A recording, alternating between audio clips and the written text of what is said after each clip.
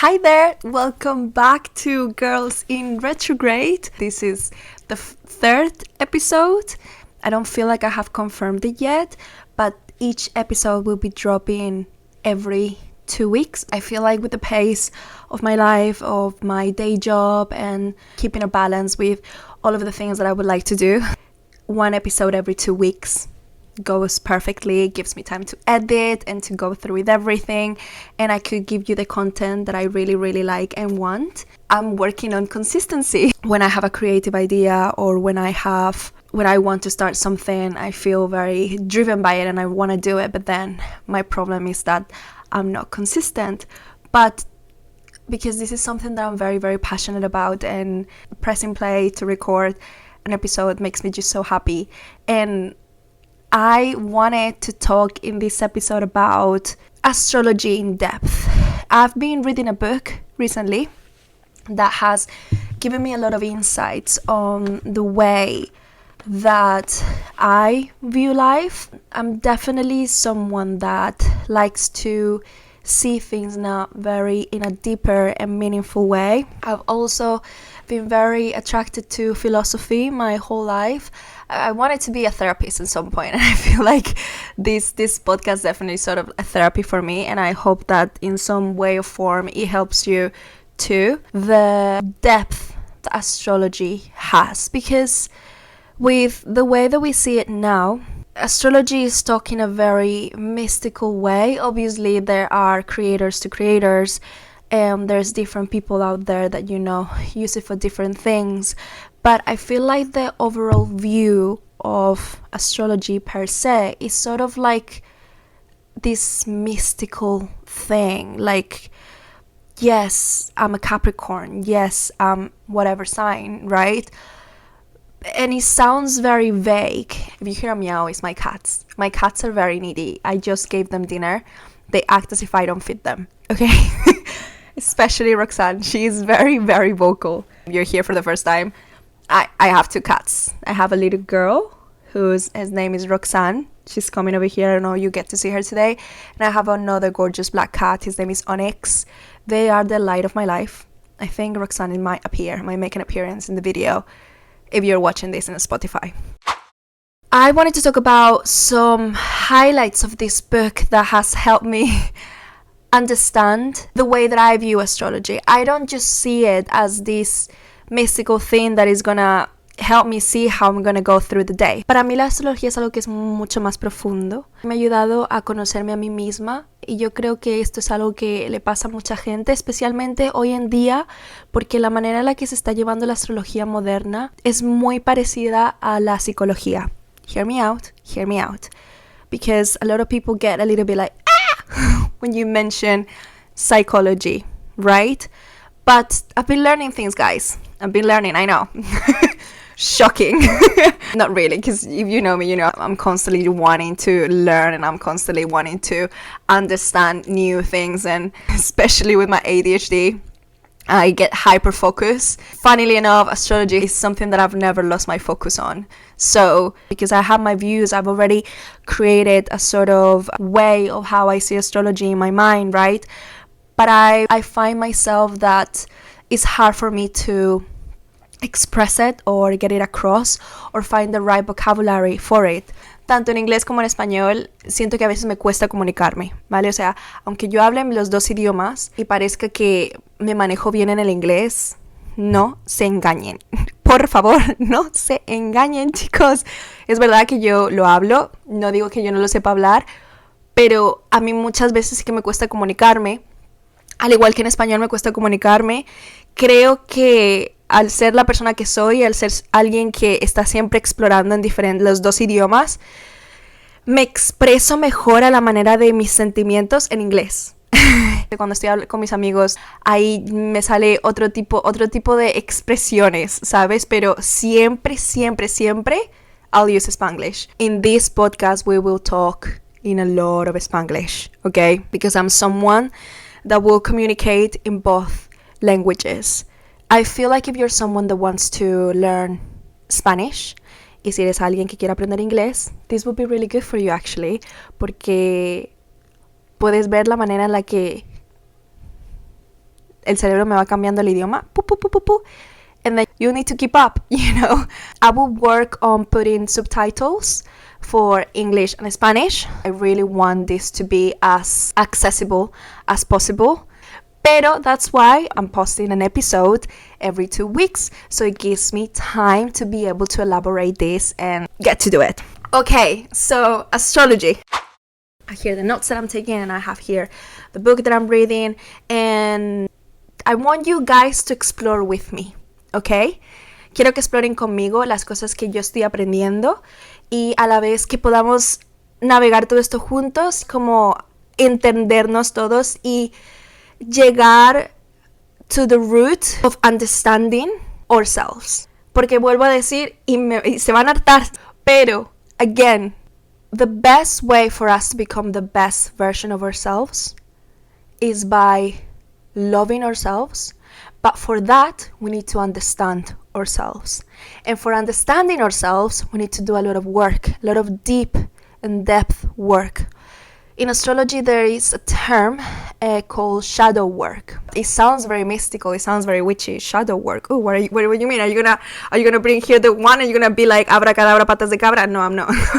I mean, if you want me to. Shadow work is a term to refer of facing our own demons. I'm gonna try to translate both, navigate in both languages. This is the first time that I'm doing it by myself, because the first episode that I did by myself, it was just in English. So, shadow work es algo que es para nosotros entendernos a nosotros mismos, pero ver esa parte, esas sombras nuestras, esos demonios. Enfrentar tus demonios. A eso es lo que llamamos shadow work. ¿Qué significa enfrentar tus demonios? Enfrentar esas partes de ti que te hacen incómodo, que no te gustan, pero tienes que aprender a recibirlas, a acknowledge them, a saber que están allí y que van a estar allí, ¿vale? Porque el que tengamos estos sentimientos encontrados, estos uncomfortable emotions, es parte de la experiencia de ser humano, es parte de llegar a esa profundidad de poder querernos, que es algo que nos han enseñado siempre desde que hemos sido pequeños, que el querernos, el dedicarnos tiempo a nosotros mismos es algo que es muy egoísta, es algo que para tus hijos solamente, o para tu familia, para tu madre o para tu padre, y para tu esposo o esposa, pero nunca para ti. Y yo estoy muy en contra de eso.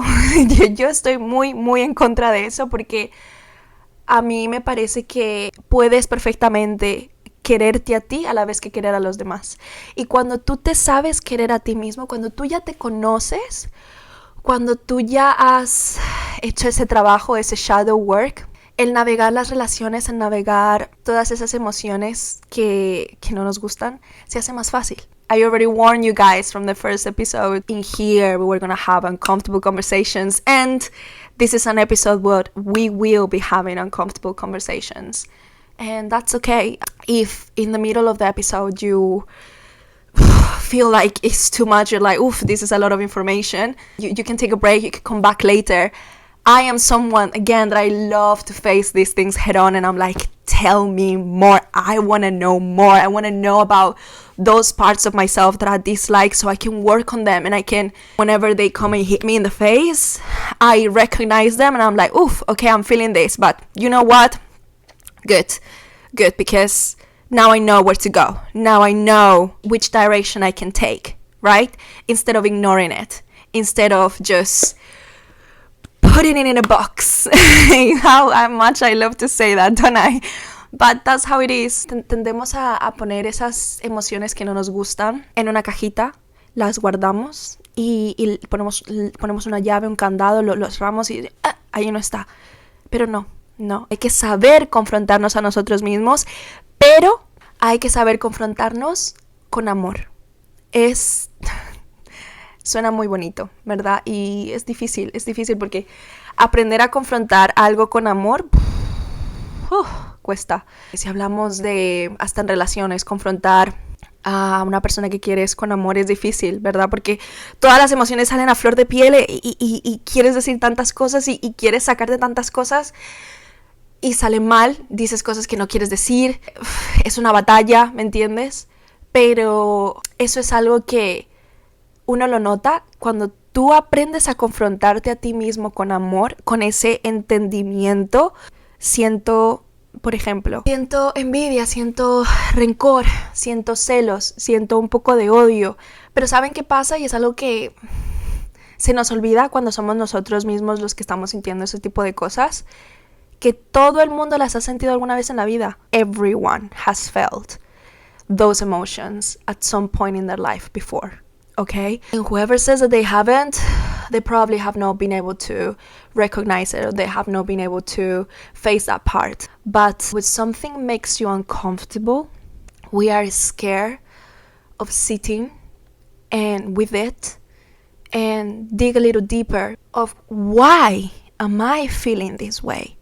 Why is this person making me feel this way? You know? Those are the hard questions. Those are the questions that you don't want to answer, because those answers are within you. It comes with insecurity, ego, abandonment issues, codependency, intimacy wounds, and the list goes on and on and on and on. But none of them are your fault. None of them are your fault.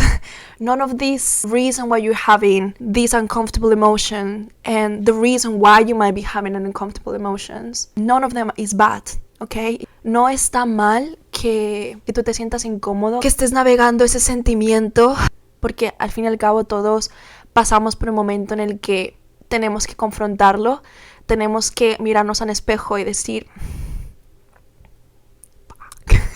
¿Me entiendes? But I cannot stress enough how easier it gets once you recognize that emotion, going to dig into the why you have that emotion.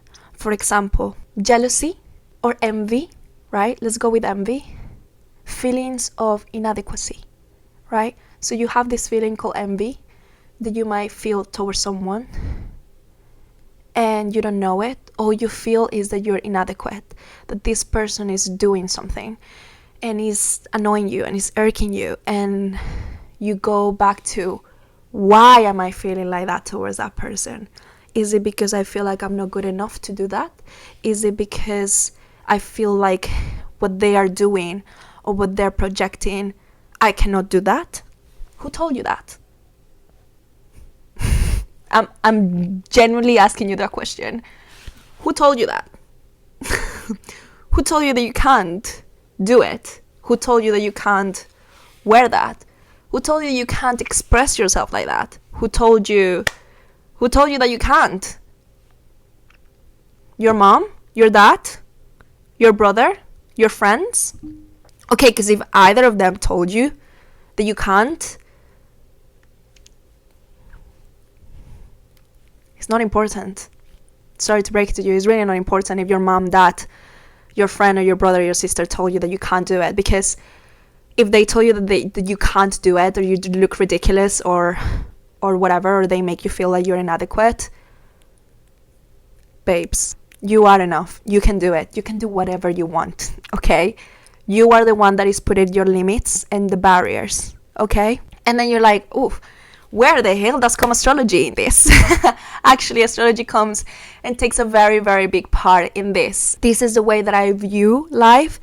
This is the way that I choose to navigate it. And that has helped me heal and understand that not that things are not that deep, because they are, but that everything and all that we want and we want to achieve is within us. Okay, and I'm gonna get there. So when we talk about your natal chart, cuando hablamos de tu carta natal, ¿vale? Porque acabo de hablar de unas cosas muy in-depth, de envidia, celos, que te sientes que no eres lo suficiente. Acabo de hablar de todas estas cosas y dices, pero ¿dónde viene la astrología en todo esto? Tenemos planetas, signos, y tenemos planetas en aspectos entre ellos. La combinación de todos estos forma un archetype, un arquetipo de personalidad. Like, have you ever felt like the planets and signs reveal different facets of who you are? Almost like a map to your inner world. So, los planetas y los símbolos zodiacales actúan como un mapa hacia nuestro mundo interno. When we talk about astrology and psychology, there's a little bit of a connection to it.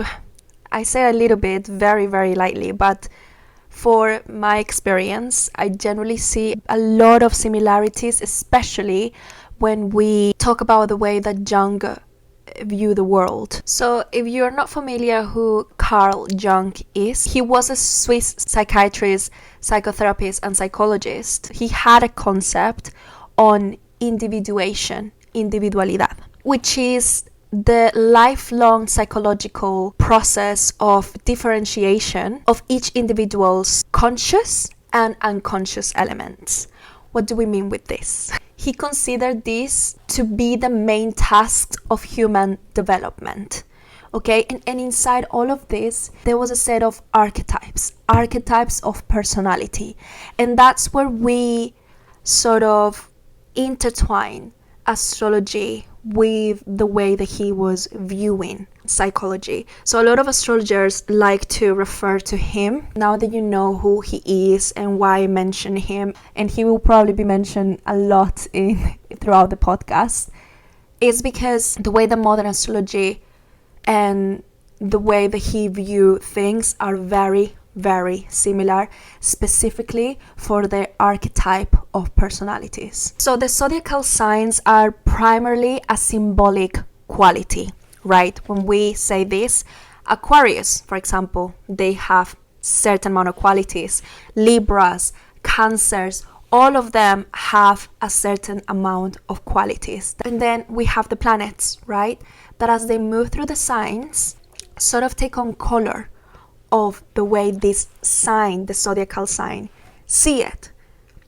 What do I mean with this? It is as if the same essence is seen through different color lenses as the planets pass through each zodiac sign. You're gonna be like, what? What? The main point about this, we all have the same essence. They are seeing these planets that interpret different psychological aspects within ourselves. They navigate that psychological need in a different way with the quality of the zodiac symbol. Are you with me? Because I know that was a lot of information, and if you've heard about this before, great. If you haven't, what do you think about that? Isn't that interesting? I feel like that definitely opens your eyes of understanding a little bit more about astrology, because at the end of the day, everyone experiences things in such different ways. We all have the same essence. It's just that we view it differently. So of course there's gonna be an interaction and dynamics between the planets and the signs. The main thing that happens in between all of this movement and all of these planets going through each zodiac sign is the planetary function takes on the qualities associated with each zodiacal sign. Going back to the natal chart, lo que observamos en la carta natal es la sincronización entre la expresión y la manifestación de la personalidad según tu carta natal. ¿Están conmigo? Están conmigo, ¿verdad? I'm gonna repeat that, but in English. The synchronicity between the expression and manifestation of the personality is in the layout of the natal chart. Are you with me? So the natal chart is more of symbolic and representative, but it's not deterministic. It doesn't determine who you are. It's just a representation of your personality and your psyche. ¿Ok? La carta natal lo que simboliza o representa, pero no determina, porque no te determina, es tu personalidad y tu psyche. ¿Vale? That's what a natal chart is. Planets symbolize psychological functions within the human consciousness. So depending on where your sign is in that planet, which represent a psychological function, is the way that you view the world. Okay, so that's why we astrology girlies were so passionate about natal charts and talking about other natal charts, because we're just getting to know you on a more deeper level way. Again, I love it. It's not just you are your sun, you are your moon, you are your rising. You also have Venus, Mars, Jupiter, Pluto, And not only that, you also have aspects in this. I touched on the aspects on my last episode with Maria Laura. I realized that I made a mistake, by the way. When I was talking about Pluto to my moon, I said squaring en cuadratura con mi luna. It wasn't. I was translating that so wrong. I have Pluto oppositioning my moon. What does it mean, opposition? Is exactly what it sounds. Está opuesto a mi luna, ¿vale? Then you have different aspects. You have also square, you have also conjunction, you have also sextile, trines, and all of these things.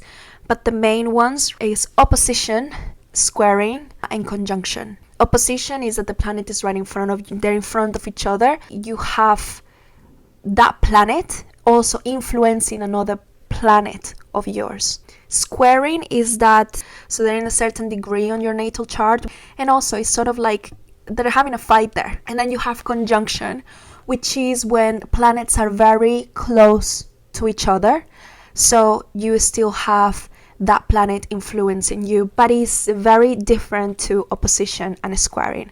Opposition and squaring is more of a challenge, while conjunction, it can still be a challenge, but it amplifies those planets' essence together in within the symbol. And if it happens that you have 3 planets or 2 planets in the same symbol and they're very close together, that's probably a conjunction, so they're probably influencing each other. And like I mentioned, each planet represents a psychological function, so they are both playing a very big part within themselves.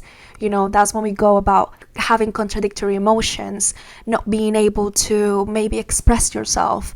No, that's where we go to opposition. That's when we go to squaring. So when we have the planets, which is a psychological function, and then we have the zodiacal symbols within them, right, is that a certain psychological need is suggested by this zodiac sign placed with them, right? So it's different. For example, my Mars is in Libra. Mars is the planet of embodying or drive, ambition, and assertiveness. And it also talks about relationships and sex, right? Or sex drive. So my Mars is in Libra, and it's one of the placements that I find within my chart that is quite infuriating because it makes it difficult as someone that is such a lover girl and I love, but I also happen to have Saturn oppositioning my Mars in Libra, right? And that creates a personality trait, an archetype, which when it comes to relationships, I may struggle because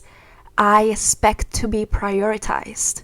I'm being very, very vulnerable in here. I'm literally just like, this is scary. This is really scary. But one of my things is that I expect to be prioritized and very hard to please at the end. Saturn, the planet of reflecting, structure, challenges, is opposition my Mars, which again is embodying or drive, ambition, and on assertiveness, and also influences the relationships as well in some sort of way, same as Venus. When I was learning about this specific aspect of myself, it was really hard to read because it was very true. It was very, very true. So actually I will read to you a part of it. I'm gonna use the pattern. I mentioned it in the last episode. The pattern for astrology, specifically to know about your personality traits, your personal archetypes, is amazing. So I will read to you what does it mean for me to have a Saturn opposite my Libra in Mars. And I will get to talk about, navigating relationships and all of this, because definitely this is an aspect in myself that has helped me learn a lot about my needs and my wants, and even I need to also prioritize myself. But let me read it to you so you can see how annoying it is. So despite my efforts, I may have a struggle in relationships. I may be looking for someone who makes me their priority and maintain the relationship. They are assertive, thoughtful, devoted, and want to make me happy. Of course, this is what we all want, right? Well, most of us want. Again, a planet is a psychological function, and the astrological sign that is in talks about different needs that we have. So these are my needs, but having Saturn opposition in it just makes it a little bit more difficult. But if there are blocks, it might be because I often don't feel truly understood. Being together could be just a concept for my partners, or they're unable to relate in a conscious way. I may feel like I'm a burden or must prove I'm a good partner, or I could force a relationship to happen because I feel deficient on my own. Alternatively, it's possible that instead of dating partners like this, I exhibit this kind of behavior in my relationships. I could struggle with intimacy or be critical and defensive. To prevent myself from being in vulnerable situations, I may be the one who's controlling and unable to trust. I might continually test my partners. Listen, and the good thing about it, I'm not going to go in more in depth, because when you have the app, you go, and then you have this little thing here that it says read insight, and you go in, and it's just, bro. You go in and it's a lot of reading and it's a lot of introspection. It was a lot of retrograding, you know. I was like, I'm being so attacked right now. What do you mean? You're telling me this in ways that hurt. It hurt so much because it was so true. And I do have to say that when I read that specific part of my personality trait, I tried to change that about myself. I tried to mold it. I tried to be like, no. I don't need to be prioritized. I can prioritize myself, which at the end of the day, it is what I need to do. Is one of the things that I need to work on. But I neglected such a big part of me, such a big part of my view in relationships, that I wasn't happy, you know, and I was denying a very big part of myself. And by doing so, you know, it comes anxiety, depression, it comes arguments, and learning how to navigate that, learning how to not be hard on myself for it, and also understanding that my needs are different to the other person or my partner's or your partner's needs. It's very different, because at the end of the day, you can be one way and you can expect something in a relationship, but maybe the expectations of somebody else's or their needs are very different to yours. So this is why it's quite important that they align, and that at least in that sort of sense you are understood, you know. And it's hard work, and it takes time to be able to understand those parts of ourselves.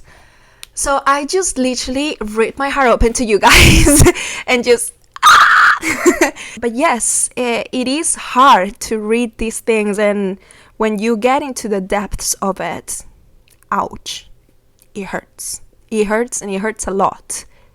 But I liked it. Let me tell you something that I'm gonna sound very masochist. I sometimes love sitting with my pain. I sometimes love having those retrograding and those introspective moments in which I'm uncomfortable with myself. It might come across weird to you, but for me, something that at this point it comes so natural. It generally has become sort of like a balm for my soul. Sitting those moments, I have those moments of vulnerability, of uncomfortableness, to sit with the parts of myself that I've ignored and show them awareness and love. And you know what? A lot of the times when I do that, the pain recedes. All you wanted to do was just to be noticed, to be seen, and to be felt, you know. And that is something that not a lot of people are comfortable with. And I get it. When I am sitting with my pain and navigating these uncomfortable emotions, it's not easy. It's not an easy task. But once I've noticed them, I felt them, I've seen them, it's easier to release. It's easier to let it go. It's easier. I get to understand myself better. I get to understand those parts of myself and be like, you know what? Yes. But also, this is happening because of a reason, and I need to do something to change this. And sometimes those decisions are not easy, but they have to be done, because I'd rather sit with my pain for a short amount of time, for a moment, and feel it, than deny it, repressing, because then it will explode and it will make it worse.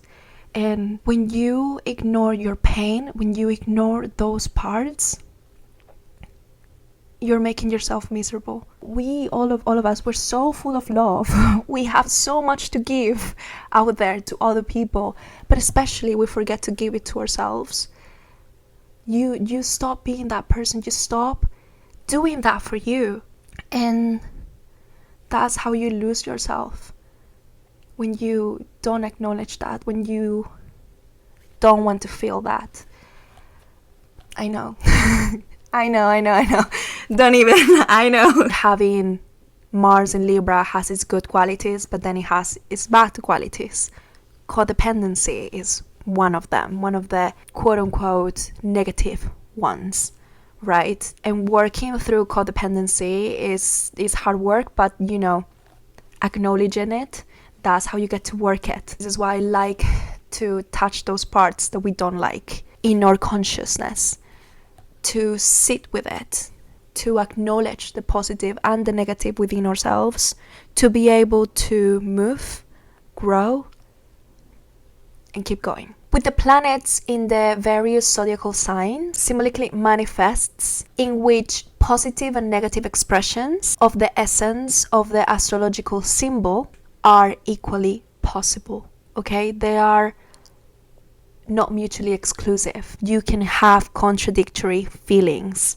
Okay, that's the part of discovering yourself. That's the part of being human.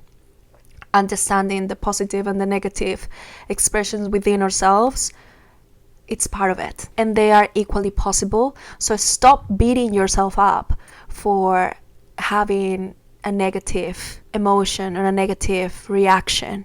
It's normal, it's natural, as long as you acknowledge it, as long as you sit down with it and be like, okay, I just expressed it in this way. Why? And then go from there. Work with it, work through it. Allow yourself to discover those layers, because I mentioned this on my first episode. We are multidimensional beings. We have so many layers within us that are contradictory, that are positive and negative, that comes within. All we have to do is learn how to balance it. And the actual hard work is not repressing it, it's acknowledging it. And nobody likes to acknowledge those uncomfortable things. It's true, I know. Acknowledging those parts that makes us human, that it makes us uncomfortable, is part of the human experience.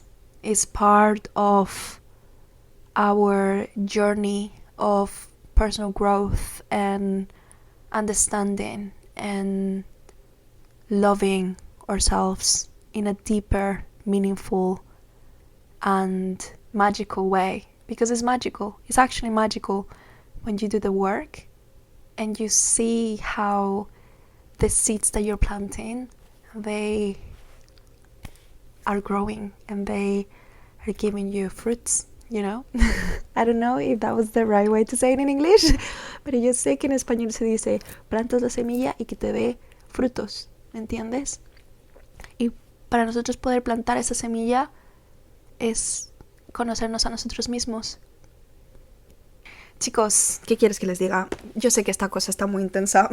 Yo sé que esta conversación está intensa, pero es parte de ello. Y yo dije que esto iba a pasar. Yo dije que íbamos a hablar sobre estas cosas. Y esto es solamente una pequeña parte de expresarles y decirles lo que es la astrología y de cómo yo veo la astrología. Y no solamente yo la veo así, mucha gente la ve así, mucha gente que navegamos la vida de esta manera, que este tipo de manera de verlo no se nos hace tan heavy, y there's that real understanding for within our inner world of that goodness and badness, of that shadow work. How cool is it though to say? So I was doing some shadow work, hate it, cry so much. But once that was done, I was reborn like a phoenix. My cat is right here sleeping. He's so cute. He's the cutest little baby. So I'm gonna leave it there because that was a lot. There was a lot of emotions. There was a lot of talk. There was a lot of insight, and I really hope that it gave you an intro of how we are going to be navigating astrology in here. So if you're my friend and you're listening to this and you're watching this, thank you so much. And if you're a new listener who doesn't know who I am but you're just here being curious, oh my god, thank you. And hi. This is definitely something that I've been wanting to do for so long, and it's something that I do and I constantly do by myself. Literally, as soon as I probably press stop here, I'm gonna carry on reading. I'm gonna be editing this video, and the constant need of understanding in a deeper level and peeling those layers and discovering and rediscovering myself is a constant work that I'm doing, and it's exhausting sometimes. I'm not gonna lie, it's exhausting. For the love of the moon, I swear it's exhausting, but I found peace within it. I'm not telling you to view it in that same way, because honestly, like, up there, crazy, but I just hope that this gave you an insight of understanding yourself and just getting a step closer to that journey of self-discovery, of love, and finding happiness within. Because we are whole, we are full of love. You know, that effort that we do to try to put out there, we should put that effort for us. It will make a big difference, believe me. I'm here to tell you, it's not selfish. And there's not gonna be any hate for any star signs in here at all. If you want roasting, I don't think this is the place. I'm not gonna lie, but I generally think that there's people out there that do the roasting on the star signs much better than I would. I am more of a gentle, loving, and deeper, and let's feel it all, you know, kind of way. I don't know which is worse. There's no hate here for absolutely any astrological signs. We are all in the same journey of discovery. We all see life in a different way, but we have the same essence, and all we want is just to learn about what is this life, you know, because life is just, the adulting is so hard. Adulting is so hard. Being an adult, don't even. Especially when you live in a place like London or in a very expensive city that literally just breathing air is like 20 pounds. What do you mean? I just inhale, exhale, that's 20 pounds.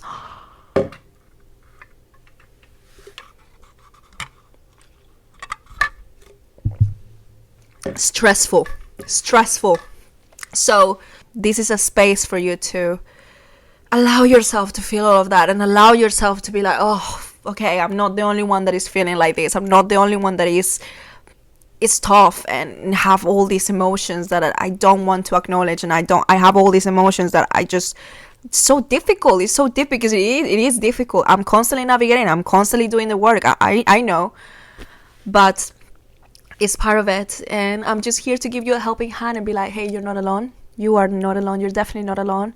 I got you. I have nothing but love for anyone that's listening this, and sending you a very, very big hug. Thank you so much for listening. Don't forget to subscribe, follow us at Girls in Retrograde on Instagram to keep up with the updates. Also, if you leave a review on Spotify, it will be amazing. Or like a rating, it actually does help a lot. So please do. Oh my love. And you know, send this to your friends, to your family, anyone that speaks Spanglish, even though most of this episode was at the end in English. But you know, I'm also learning to express myself in Spanish as much as in English. But you know, working on it. And I want to talk about the ego on the next solo episode that I have, because that's a very big one. Ego? Hello.